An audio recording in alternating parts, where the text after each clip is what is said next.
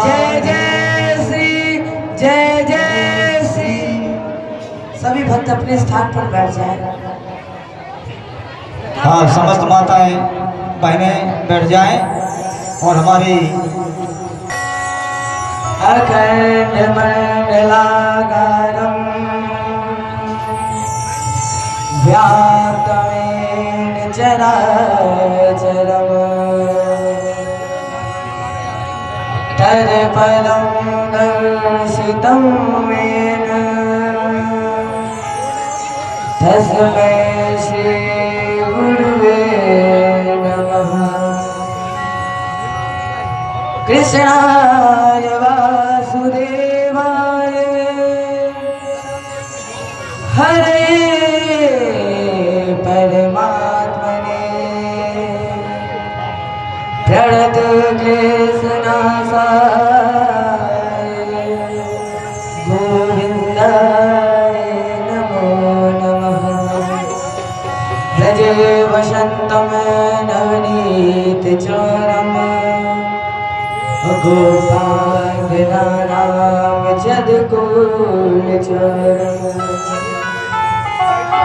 अनेक जन्मार्जित पाप चोरम् चौराग्यगण्यं पुरुषं नमामि।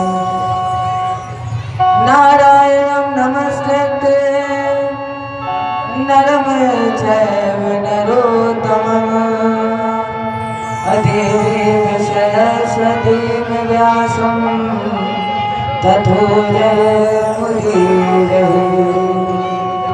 गिर को उठाए ब्रज गोपों को बचाए लीनो अग्नि से उबारे पांडव बालके बजाए।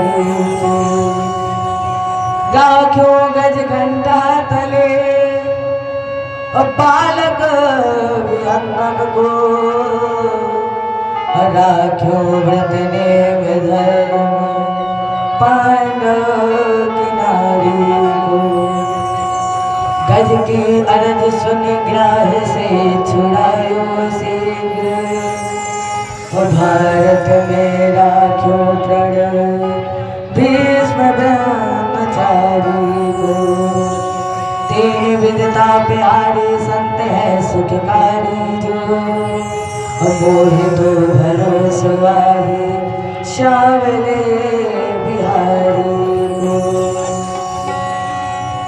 हे भारत के सारथी लाखों बार प्रणाम। आकर डोर समारिए मन की जुटी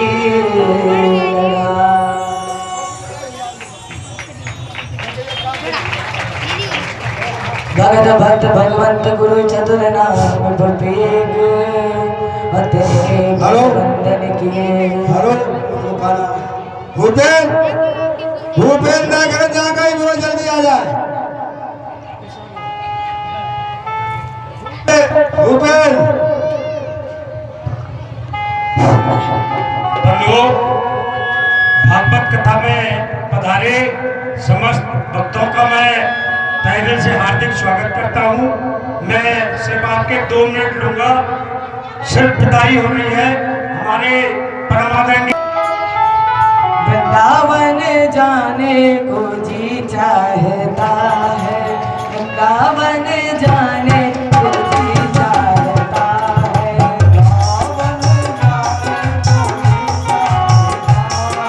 वृंदावन जाने को जी चाहता है।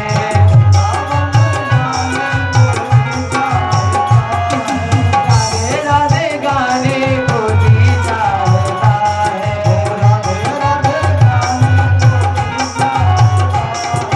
राधे राधे गाने को जी चाहता है।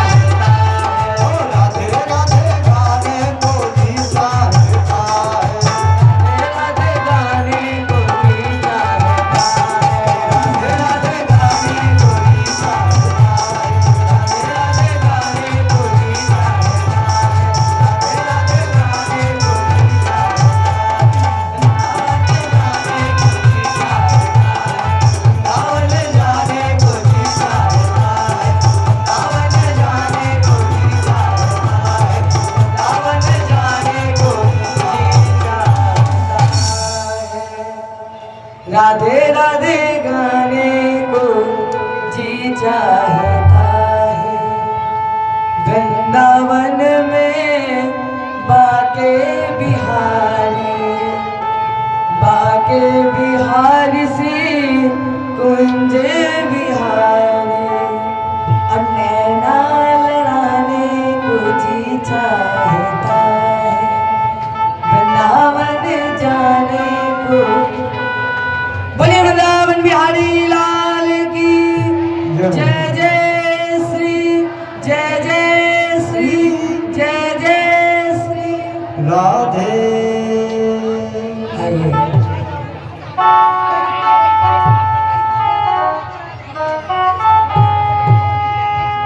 भगवान इस धराधाम पर आए, और वो आता कब है? जब जब इस धरती पर अत्याचार बढ़ता है, अधर्म बढ़ता है और गौओं पर अत्याचार होता है, तब तब हमारे परमात्मा इस धराधाम पर आते हैं और आतंकियों का उद्धार करते हैं। जब जब होए, देखिए भगवान के इस धराधाम पर आने का केवल एक ही उद्देश्य था कि धर्म की स्थापना होती रहे और अधर्म घटता रहे। जब जब होए धर्म के हानि, जब जब होए धर्म के हानि, जब जब होए धर्म के हानि, जब जब होए धर्म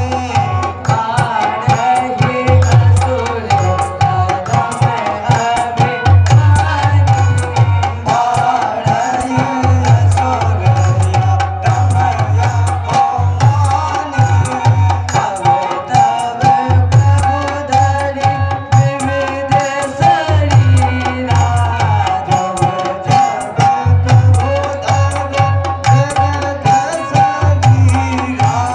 हानि,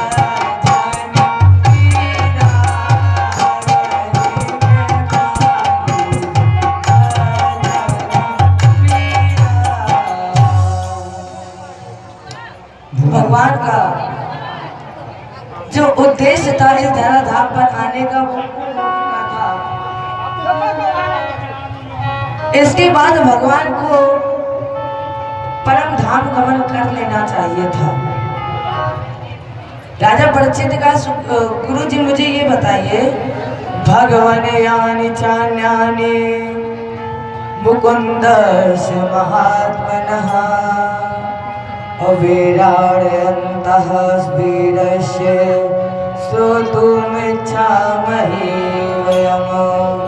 महाराज जी, जब भगवान के इस धराधाम पर आने का जो हेतु था वो पूर्ण हो गया था, और आप ये कह रहे हैं कि भगवान द्वारका में रुके, तो भगवान के द्वारका में रुकने का उद्देश्य क्या है?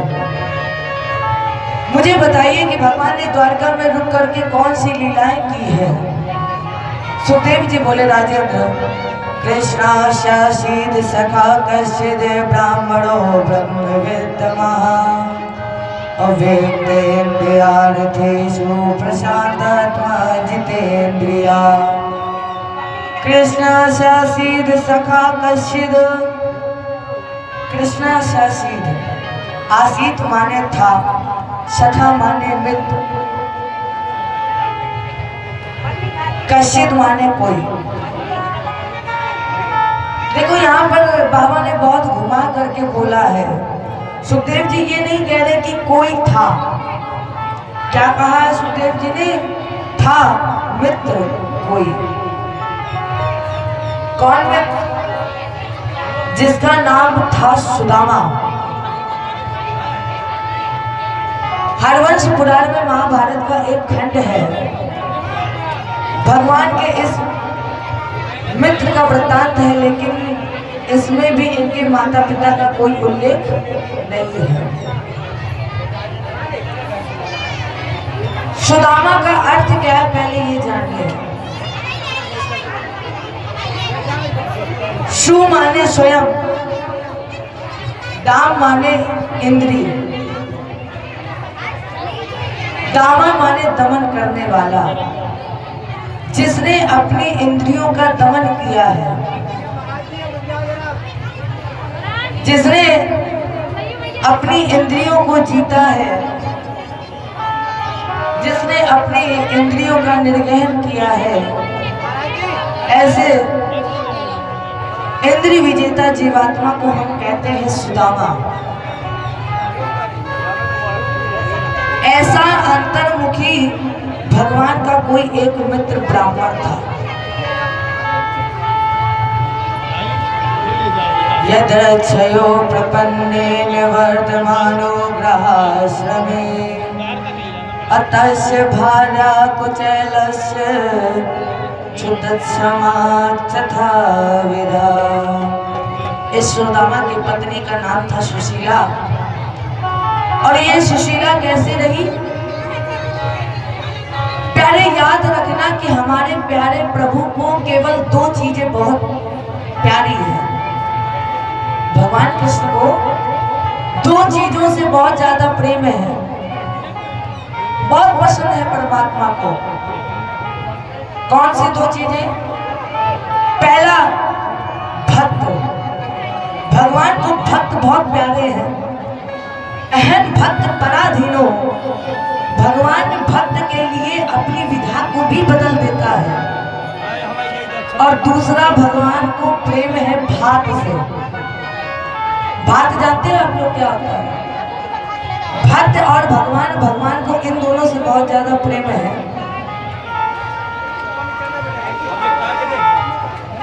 सुशीला पतिव्रत धर्म का पालन करती थी।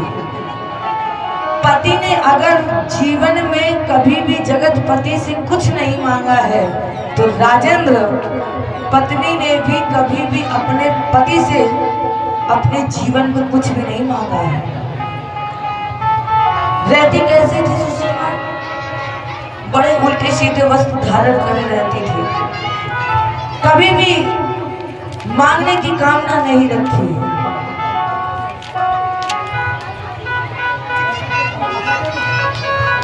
एक बार जब सुशीला ने सुदामा जी से कहा कि आपके पास मित्र है, जाइए आप अपने मित्र से मिल करके आइए। सुदामा जी ने कहा मैं लेकर क्या जाऊंगा। तब सुशीला 4 मुट्ठी चावल अलग अलग घर से लेकर के आई। तब सुदामा जी को ज्ञात हुआ। देखो, सुदामा जी को ये पता ही नहीं चला कि वो गरीब कब हो गए। भगवान की भक्ति करते करते सुदामा जी कब गरीब हो गए, सुदामा जी को पता नहीं चला। सुदामा जी को कब पता चला? जब सुदामा जी ने वो 4 मुट्ठी चावल देखे, और वो 4 मुट्ठी चावल अलग अलग घर से थे। और राजेंद्र, जब सुशीला ने 4 मुट्ठी चावल को एक थिन्ने में बांधा, तो वो थिन्ना धुला नहीं था। क्यों?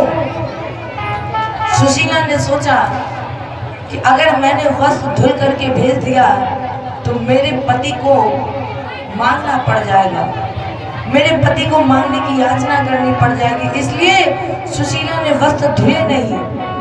इसने सोचा अगर मैं वस्त्र को धुलूंगा नहीं तो मेरे पति को मांगने की जरूरत नहीं पड़ेगी। मेरे प्रभु, मेरे मित्र स्वयं समझ जाएंगे कि सुशीला के पास मात्र एक ही साड़ी है, सुशीला के पास अन्य नहीं है। अब ये 4 मुट्ठी चावल है क्या?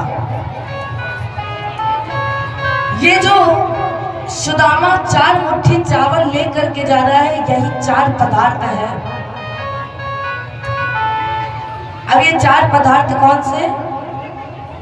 धर्म, अर्थ, काम और मोक्ष। सुदामा ये 4 पदार्थ लेकर के चला। सुदामा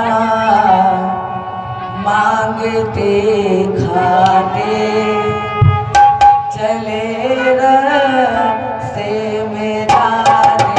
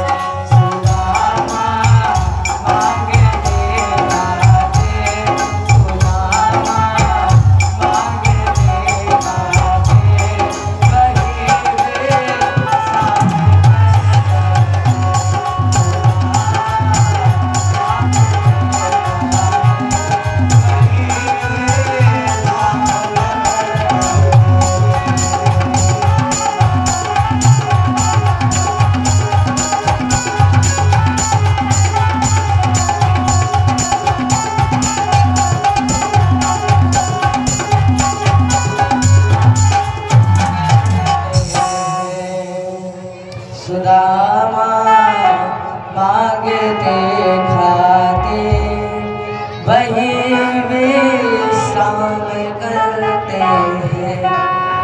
जब सुदामा 4 पदार्थ लेकर के चला, थोड़ी दूर पर चले, थक गए, बैठ गए। एक पत्थर की शिला पर जैसे ही सुदामा जी बैठे,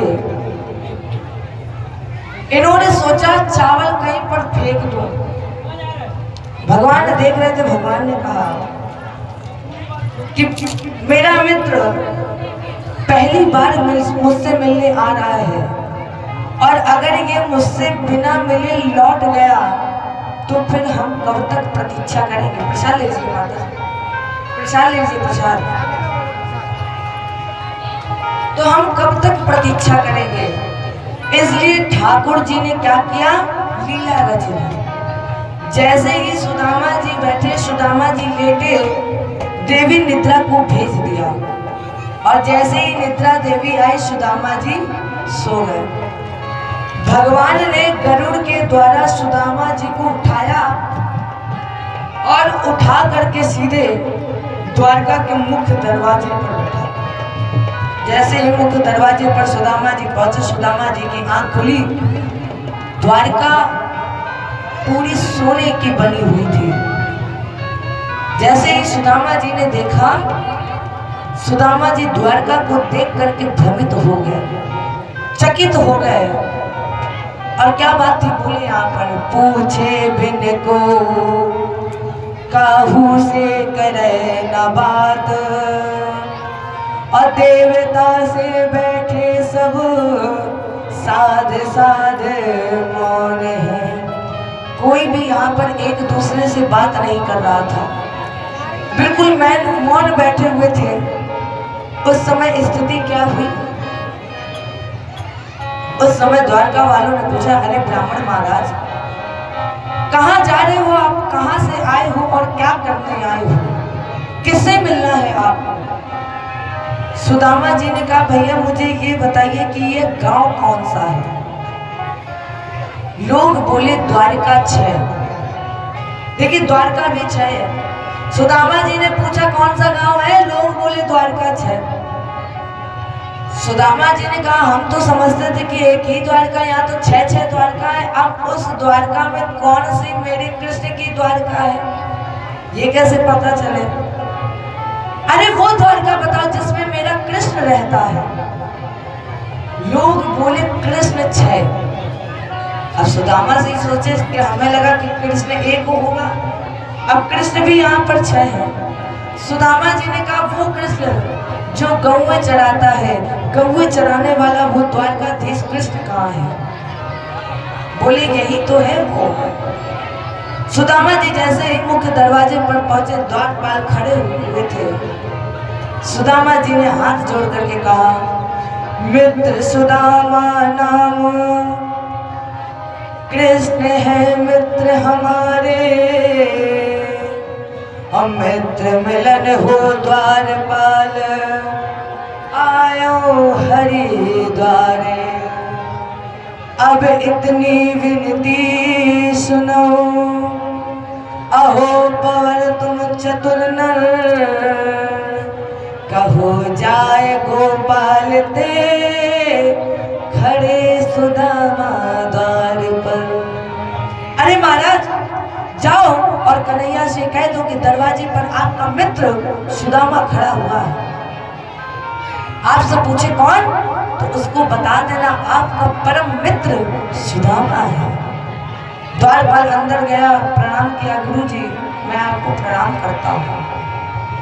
भगवान ने पूछा क्यों आए हो, क्या हो गया? द्वारपाल बोले, महाराज जी एक ब्राह्मण आया है। भगवान ने पूछा कैसा? द्वारपाल बोले, धोती फटी हुई है।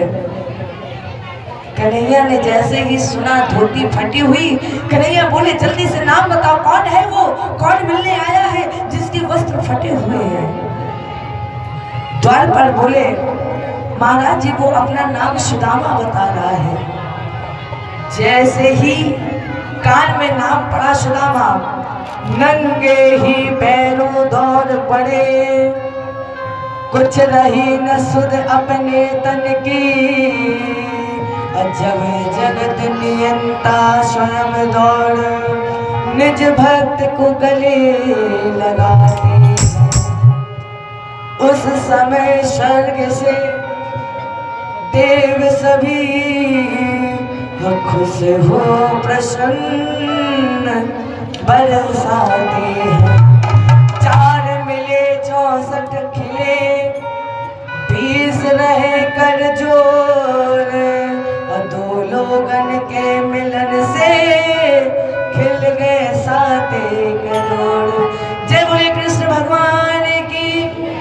देखिए ये सुदामा चरित्र भक्त जो है, ये कथा भक्त और भगवान के मिलन की कथा है। जिस आसन पर स्वयं भगवान बैठते हैं, आज उसी आसन पर भगवान ने अपने मित्र सुदामा को बैठाला। स्वयं तो प्रणाम किया ही किया, 16,100 कन्याओं, 100 नारियों से भी भगवान कृष्ण ने प्रणाम करवाया। भगवान ने कहा, मित्र पहले स्नान कर लिया जाए और स्नान करने के बाद भोजन। सुदामा जी ने स्नान किया, भोजन कराया और जब अपने ही आसन पर सुदामा जी को बैठाला, भगवान कृष्ण ने चरणों को धोने के लिए जैसे ही चरण उठाए, भगवान सुदामा के चरणों को देखकर फूट फूट कर रोने लगे। अरे मित्र, तुम्हें यहाँ पर आने के लिए कितने कष्ट झेले हैं। पैरों में छोटे छोटे कांटे लगे हुए थे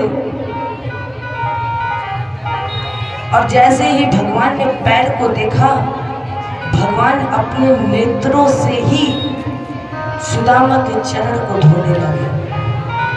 क्यों? भगवान ने सोचा कि जब तक रुक्मणी जी जल को गर्म करके लाएंगी तब तक मेरे मित्र को और कष्ट पहुंचता रहेगा। और वास्तव में जब मैं अपने नेत्रों से अपने मित्र के चरण को धोऊंगा तो मुझे देर नहीं लगेगी, क्षण भर में मेरे मित्र के चरण धुल जाएंगे। कैसे? क्योंकि नेत्र के अश्रु में नमक भी होता है और नेत्र के अश्रु गर्म भी होते हैं। अब यहाँ पर देखिएगा, चरण धुल कौन रहा है और धुलवा कौन रहा है? लक्ष्मी जी चरण को धुल रही है। अब जिसके चरण स्वयं लक्ष्मी जी धुल रही हो, क्या उसके पास किसी चीज की कमी हो सकती है? कभी उसके पास कमी नहीं हो सकती। जिसके पास स्वयं लक्ष्मी हो, जिसके चरण ही लक्ष्मी जी धुल रही हो। भगवान ने कहा मित्र वस्त्र धारण करिए। भगवान ने सुदामा जी को वस्त्र पहनाए, भोजन कराया और रात में जब सुदामा जी सो गए, सुदामा जी के सोने के बाद भगवान कृष्ण ने सारी व्यवस्था देखी। सुदामा जी उठे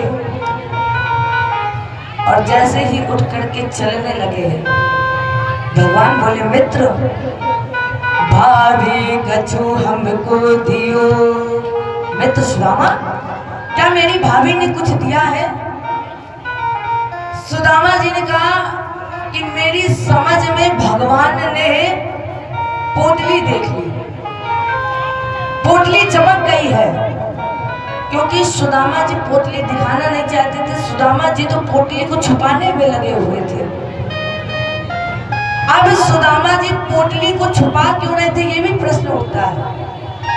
अगर सुदामा जी चाहते तो पोटली को दे देते और मांगते, प्रभु मेरे गांव में अकाल पड़ा हुआ है, मेरे गांव में ना जाने कितने दिन से सब भूखे हुए पड़े हैं, मेरे गांव में किसी के पास अन्न तक का नहीं है। लेकिन सुदामा ने मांगा नहीं, बल्कि जो सुशीला ने पोटली दी, 4 मुट्ठी चावल दिए, सुदामा जी उस पोटली को भी छुपाने में लगे। क्यों दबा रहे थे सुदामा जी? केवल सुदामा ही नहीं दबाते हैं, हम और आप भी दबाते हैं। क्या दबाते हैं? हम और आप दुष्कर्म छुपाते जाते हैं और जितने भी सत्कर्म करते हैं वो सब प्रकट करते जाते हैं। यहीं पर अगर आपसे पूछ लिया जाए कि आप लोगों में से वृंदावन रामेश्वरम कौन कौन गया है, तो हमारी समझ में ऐसा यहाँ पर कोई नहीं होगा जो हाथ उठा करके ये कहे ना कि हम गए नहीं हैं। सभी ये कहेंगे कि हम गए हैं। लेकिन अगर किसी से ये पूछ लिया जाए कि कक्षा 4 में किसी ने एक पेंसिल भी चुराई है, तो बताओ कोई बताएगा? कोई नहीं बताएगा। जबकि ये तय है कि सबने कुछ ना कुछ छोटे में चुराया ही होगा, स्कूल में भी चुराई, भले घर में कुछ ना कुछ चुराया होगा, लेकिन कोई कभी हाथ उठा करके नहीं बोलता कि मैंने ये दुष्कर्म, ये पाप किया हुआ है। सब अपने सत्कर्म को ही प्रकट करते हैं और दुष्कर्म को ही छुपाते हैं। यही यहाँ सुदामा कर रहे हैं। सुदामा भगवान के पास पहुंचते, सामने पहुंचते हैं और पोटली को छुपाने लगते हैं। जैसे ही भगवान ने सुदामा की पोटली खींची, कपड़ा फट गया, चावल बिखर गए। भगवान ने अपने मित्र के एक एक मुट्ठी चावल को बटोरा है, एक एक मुट्ठी चावल बीने, और जैसे ही एक मुट्ठी चावल तैयार किए और एक मुट्ठी चावल खाया, तो भगवान ने अपने मित्र सुदामा को एक लोक का दान कर दिया। और जैसे ही दूसरी मुट्ठी चावल चबाने चाहे, लोग ये कहते हैं, हमने सुना है कि भगवान ने 2 मुट्ठी चावल चबाए, 2 मुट्ठी चावल नहीं चबाए। आप श्रीमद् भागवत कथा में पढ़िएगा कि भगवान ने केवल 1 मुट्ठी चावल चबाए हैं, और 1 मुट्ठी चावल चबा करके भगवान ने अपने मित्र को 1 लोक का दान किया। और जैसे ही ये दूसरे मुट्ठी चावल चबाने जा रहे थे तब तक रुक्मणी जी ने हाथ पकड़ लिया। अरे कृष्ण, तुम क्या करने जा रहे हो? एक भिखारी को अपने समान बना दिया, एक भिखारी को अपने समान बना रहा। इसलिए रुक्मणी जी ने भगवान कृष्ण के हाथ पकड़ लिए। सुदामा ने यहाँ पर भगवान को 4 पदार्थ दिए, लेकिन भगवान ने चारों पदार्थ नहीं लिए। सुदामा के 4 पदार्थ नहीं लिए। कौन कौन से पदार्थ लिए? सुदामा जी ने सुदामा जी का भगवान ने काम खा लिया, क्योंकि जब तक हमारे जीवन में काम रहेगा तब तक हमें परमात्मा की शरण नहीं मिलेगी। तो सबसे पहले भगवान ने सुदामा जी का काम खाया, और जब काम खा लिया तो सुदामा ने उस अर्थ से किया धर्म, और धर्म से प्राप्त किया भगवान को, क्योंकि अधर्म से कभी भी भगवान को प्राप्त नहीं कर सकते। धन से लगाया हुआ जितना भी कार्य धर्म के लिए है वो सब भगवान के लिए है, और जितना भी अधर्म से धन कमाया गया है वो सब भगवान के लिए नहीं है। वो सब कामी विषय लोभी कपट जैसे लोगों के लिए है। ये जो सुदामा चरित्र है ये भक्त और भगवान के मिलन की कथा है। जब सुदामा जी को भगवान प्राप्त हो गए तब 9 प्रश्न किए गए, योगेश्वरों का संवाद। और इन योगेश्वरों का संवाद में सबसे पहला प्रश्न, महाराज जी ये दुर्लभ शरीर हमें मिला, और इस दुर्लभ शरीर से, इस तन से, इस मानव तन से अगर हमें और आपको सत्संग मिल जाए तो ये तन, ये मन सहज रूप से सफल हो जाएगा। अब संत का मिलन कैसे होगा? यहाँ पर बाबा ने लिखा है, संत मिलन को जाइए तज माया अभिमान, जो जो पग आगे धरे कोट यज्ञ समान। जय बोले कृष्ण भगवान की। हमारा जी मेरा दूसरा प्रश्न है, ये जो माया है ये माया कैसी है? कौन है माया? अगर आपको याद होगा तो मैंने 3 दिन पहले ही बताया था कि माया का मतलब क्या है। माँ माने नहीं, या माने जो नहीं है वही माया है। माया का कभी वर्णन नहीं हो सकता है, और राजेंद्र जो इस माया मोह में फंस गया वो कभी भगवान को प्राप्त भी नहीं कर सकता है। केवल और केवल सत्संग मात्र से ही हम भगवान को प्राप्त करने में समर्थवान हो सकते हैं। यही भगवान की माया है। इसके पश्चात उद्धव जी के विशेष आग्रह पर वानप्रस्थ, संन्यास, ब्रह्मचर्य, गृहस्थ का वर्णन करते करते भगवान दत्तात्रेय के 24 गुरु, हालांकि गुरु एक होने चाहिए जो दीक्षा गुरु होते हैं, शिक्षा गुरु और दीक्षा गुरु। शिक्षा गुरु जो होते हैं वो हमारे बदलते रहते हैं, क्योंकि हम बचपन से पढ़ते जाते हैं, कभी 1 में, 2 में, 3 में, तो वो जो शिक्षक होते हैं वो बदलते रहते हैं। लेकिन जो दीक्षा गुरु होते हैं वो कभी बदले नहीं जाते, वो एक होते हैं और एक ही हमेशा रखने चाहिए। अब दत्तात्रेय के 24 गुरु कौन से हैं? पहला गुरु पृथ्वी। पृथ्वी से हमने और आपने क्या शिक्षा मिली? पृथ्वी से हमें ये शिक्षा मिली कि जिस तरह पृथ्वी ढलती रहती है, पृथ्वी पाप और अधर्म का भार धारण करती है, धैर्य धारण करती है, उसी तरह हमें और आपको भी धैर्य धारण करना चाहिए। दूसरा गुरु बनाया वायु। वायु माने साधक। जिस तरह हवा पवित्र और अपवित्र दोनों स्थानों पर पहुंचती है, हवा ना तो सुगंधी देती है और हवा को ना ही दुर्गंधी से मतलब होता है, उसी तरह संत को भी सब कुछ त्याग देना चाहिए।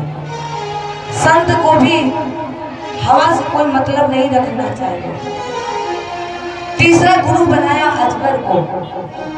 राजेंद्र अजगर एक बार मुख खोल करके लंबी श्वास लेता है और जो भोजन मुख में चला जाता है उसे ही अपना भोजन मान लेता है। उसी तरह संत को भी एक बार प्रेम से जो भी प्राप्त हो जाए उसे पा लेना चाहिए, ना कि कभी भी किसी भोजन में कमी निकालनी चाहिए। साधक को जो भी मिल जाए उसे प्रारब्ध समझ करके ग्रहण कर लेना चाहिए। चौथा गुरु बनाया मधुमक्खी को।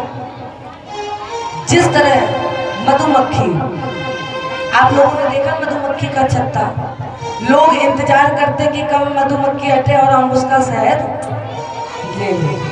तो जिस तरह मधुमक्खी दिन रात छत्ता लगाती है, बड़ा परिश्रम करती है और छत्ता लगाकर लोग इंतजार करते हैं कि कब वो काली रात आए और हम शहद ले जाएं, उसी तरह संत को कभी भी संग्रह नहीं करना चाहिए। पांचवा गुरु बनाया लखेरी को। लखेरी जानते हैं आप लोग? लखेरी नहीं जानते? लखेरी कभी बच्चे पैदा नहीं करती है। इसी तरह संत का समाज पर वो भय होना चाहिए कि वो संत के सानिध्य में रहने के बाद भी अपने वास्तविक शरीर को भूलकर संत की तरह भगवत भजन में लग जाए। और राजेंद्र जो भी संत की शरण में जाकर के भगवत भजन में लग जाता है तो मानो संत की साधना सफल हो जाती है। छठा गुरु बनाया बाल को। बाल बनाने वाले को, जिसे हम आप नाव कहते हैं, जो बाल काटता है। तो बाल बनाने वाले से मुझे शिक्षा ये मिली कि जिस तरह एक बाल काटने वाले का लक्ष्य होता है कि हमें इतने बाल काटने हैं, उसी तरह साधक का केवल और केवल एक ही लक्ष्य होना चाहिए, वो है परमात्मा की प्राप्ति। केवल और केवल परमात्मा की प्राप्ति होनी चाहिए। संत को परमात्मा तत्व का चिंतन करना चाहिए। सातवां गुरु बनाया मछली को।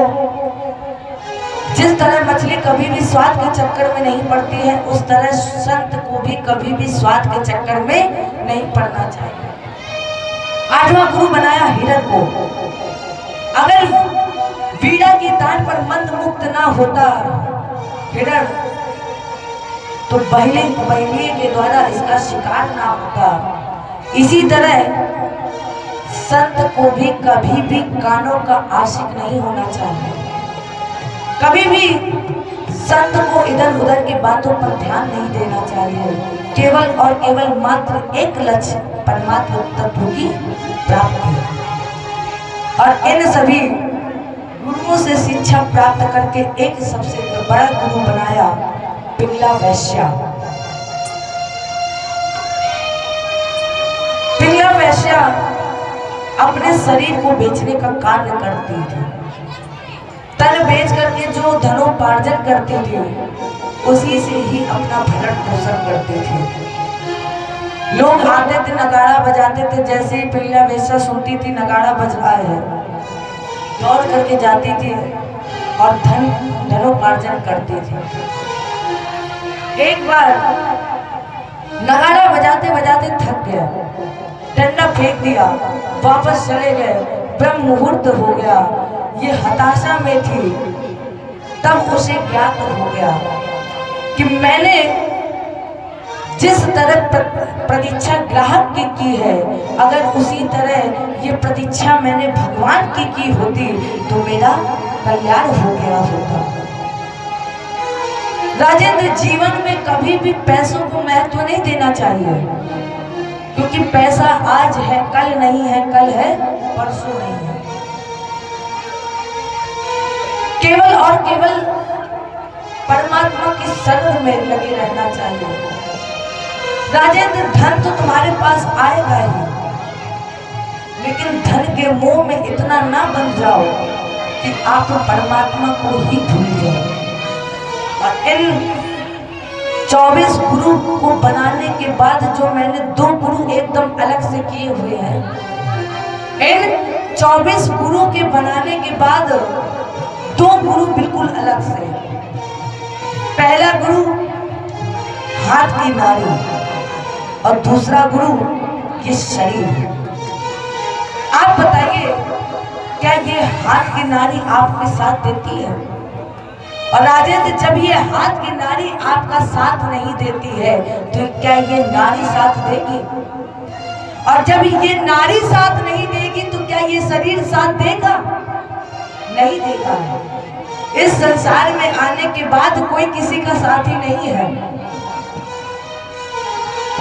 राजेंद्र, समय आने पर घर की नारी भी एक ना एक दिन छोड़ करके चली जाती है,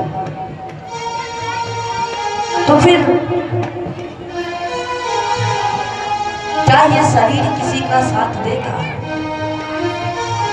अरे लाती है ऐसे मोड़ पे। राजेंद्र, जीवन में सुख और दुख दोनों बना रहता है, लेकिन सच्चा भक्त वो होता है जो सुख और दुख दोनों में याद परमात्मा को करे, और जो केवल दुख में याद करता है परमात्मा को। इसीलिए तो कुंती ने कहा था कि मुझे दीजिए केवल और केवल दुख, कम से कम दुख में तेरी याद तो आती रहेगी। अरे लाती है ऐसे मोड़ पे किस्मत कभी कभी,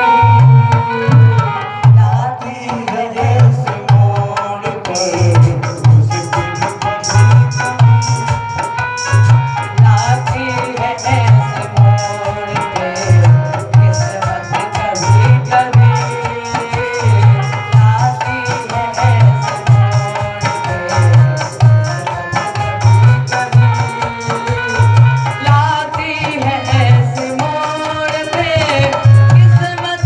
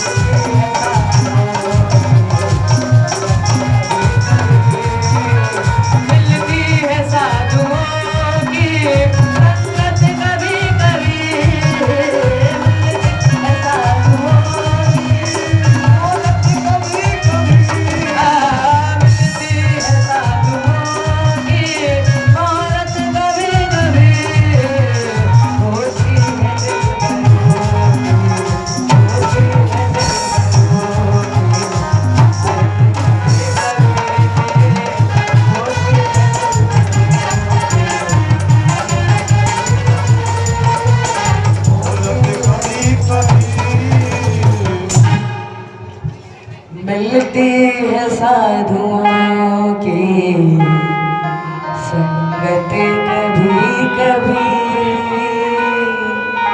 वो मनुष्य भाग्यशाली है जिसको संत का सानिध्य मिलता है, जिनको सत्संग मिलता है। और हम और आप तो इतने बड़भागी हैं कि हम तो संत के चारों तरफ से घिरे हुए ही हैं। जय बोले कृष्ण भगवान की। इसके पश्चात सुखदेव जी ने राजा परीक्षित के सामने कलयुग का वर्णन किया। राजन, कलयुग की उम्र है 4,32,000 वर्ष। कलयुग की उम्र 4,32,000 वर्ष है और अभी लगभग 5,200 वर्ष ही बीते हैं। ज्यादा समय नहीं बीता, 5,200 वर्ष बीते। और मनुष्य की उम्र कितनी है? मनुष्य की उम्र 100 वर्ष है। आने वाले समय में, आने वाले कलयुग में राजेंद्र, कलयुग की उम्र केवल और केवल 20 से 30 वर्ष रह जाएगी। ज्यादा नहीं, 20 से 30 वर्ष। इतनी लंबाई हो जाएगी कि मनुष्य तिल के पेड़ के नीचे बैठ करके छाया लेगा।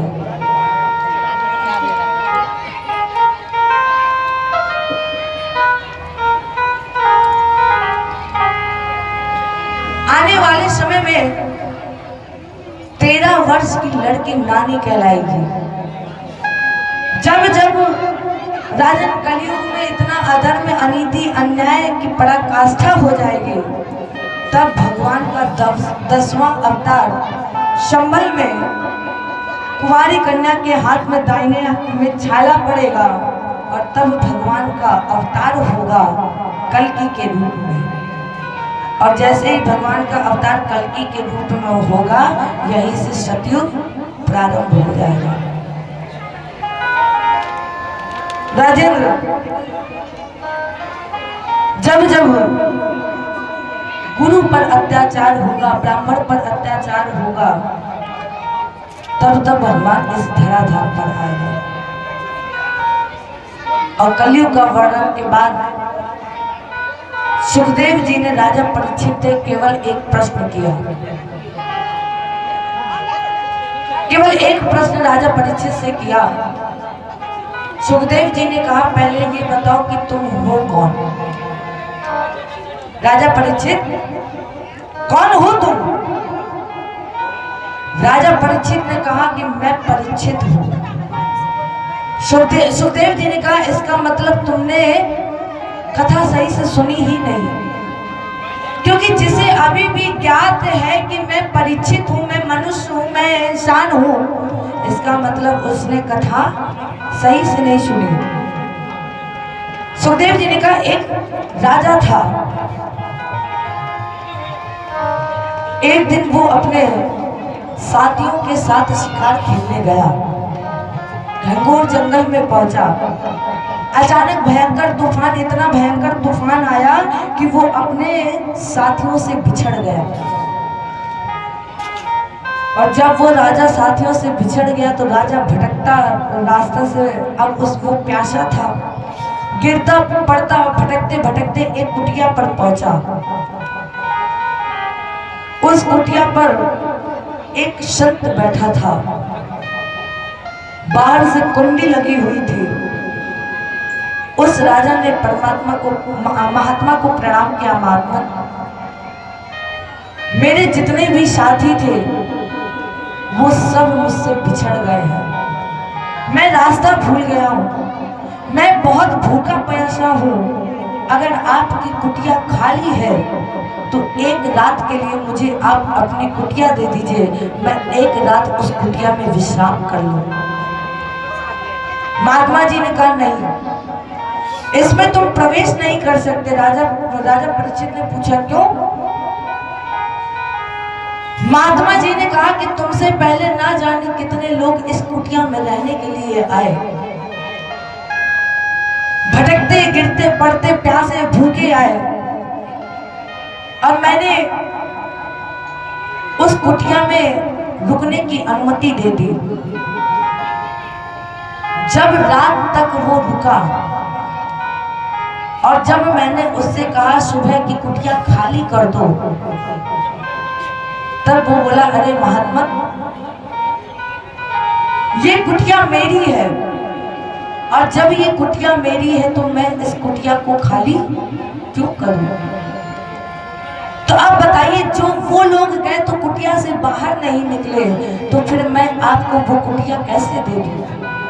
आप अंदर गए, आप भी बाहर ना निकले, आप भी वहीं पर रह गए। तो राजा परीक्षित ने कहा गुरुजी, हम आपको वचन देते हैं कि आप एक रात मुझे विश्राम कर लेने दो, इसके बाद मैं आपको ये कुटिया दे दूंगा, सुबह मैं खाली कर दूंगा, आपको वचन देता हूं।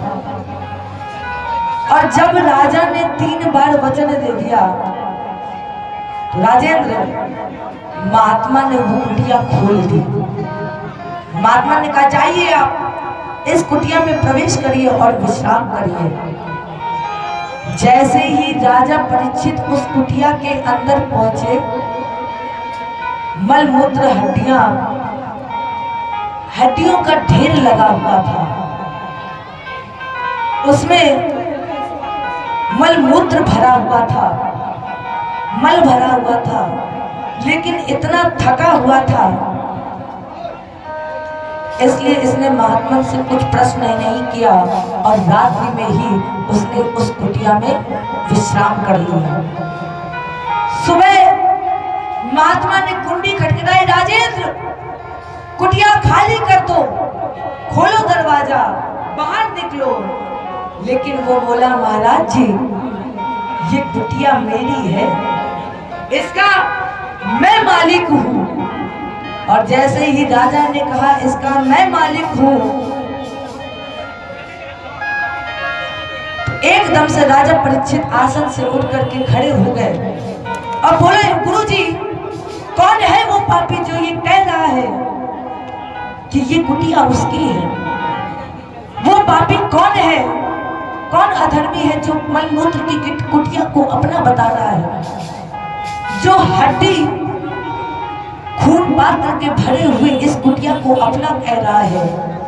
सुखदेव जी ने कहा राजा परीक्षित, वो कोई और नहीं, वो कोई दूसरा नहीं, क्योंकि जिस कुटिया की तू बेईमानी कर रहा है प्यारे, जिस कुटिया की तू बेईमानी कर रहा, कुटिया कौन सी? ये कुटिया ही तो है। और इस कुटिया में क्या भरा हुआ है? इस कुटिया में मलमूत्र हड्डियों का ढांचा ही तो है, मलमूत्र ही तो भरा हुआ है। और जब मलमूत्र ही भरा हुआ है तो राजेंद्र, ये कुटिया मैं कैसे खाली कर दूं? तब फिर सुखदेव जी ने प्रश्न किया, राजा परीक्षित, अब बताओ तुम कौन हो? कौन हो तुम? तब राजा परीक्षित ने कहा गुरुजी, मुझे माफ कर दो, मैं भूल गया था कि ये शरीर किसी का साथ नहीं देता है। मैं भूल गया था कि इस धराधाम पर जो आता है उसे एक ना एक दिन इस धराधाम को छोड़कर जाना ही पड़ता है। मुझे ज्ञात हो गया। फिर सुखदेव जी ने प्रश्न किया कि अब तुम बताओ राजा परीक्षित, क्या तुम मरोगे? राजा परीक्षित ने कहा कि जब मेरा जन्म ही नहीं हुआ तो मैं मरूंगा ही कैसे? जब मेरा जन्म नहीं हुआ तो फिर मैं मरूंगा कैसे? जय बोले कृष्ण भगवान की जय, जय श्री। और जब यही प्रश्न सुखदेव जी ने राजा परीक्षित से किए और उत्तर दिया, उत्तर देने के बाद सुखदेव जी ने राजा परीक्षित से कहा कि अब मुझे विदा करिए। अब वो समय आ गया है जब राजा परीक्षित ने सुखदेव जी को विदा किया। राजेंद्र, कथा तो बहुत है, हरि अनंत, हरि कथा अनंता, जितनी कही जाए उतनी ही कम है। कभी ये खत्म नहीं होती है, कभी ये समाप्त भी नहीं होती है। कथा का हमेशा विश्राम होता है। आइए हम सभी एक बार भजन गाएं, क्योंकि अब हमारा और आपका यहीं तक ही मिलन था। धन्यवाद करें उसको जिसने हमारे मुख से आपको कथा श्रवण कराई। धन्यवाद करें उसको जिसने बैठ करके यहाँ पर कथा सुनी है। हर की कथा सुनाने वाले, देखिए ये कथा मैं नहीं सुना रही। जो ये कहता है कि मैंने कथा गाई, मैंने कथा कही, मैंने भागवत कराई, मैंने भागवत की, नहीं, कराने वाला भी वही है और करने वाला भी वही है। हम तो वो बोलते हैं जो वो कहलवाना चाहता है अपनी वाणी से, हम वो बोलते हैं जो वो कहलवाना चाहता है। तो हो सकता है कुछ अशुद्धियाँ भी हो, कुछ शुद्धियाँ भी हो, और जो कुछ अशुद्धियाँ हुई हो तो मुझे अपनी छोटी बहन करके क्षमा कर देना। हर की कथा सुनाने वाले,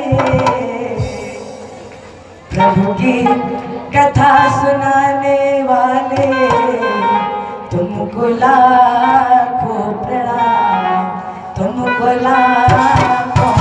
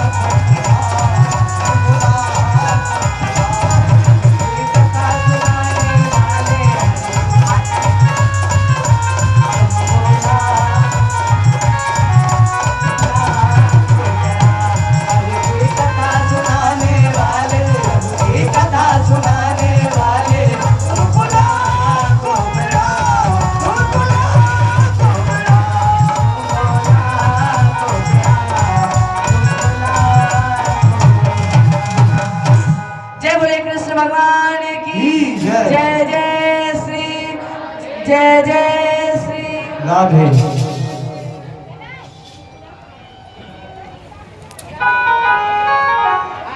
हरि अनंत, हरि कथा अनंत।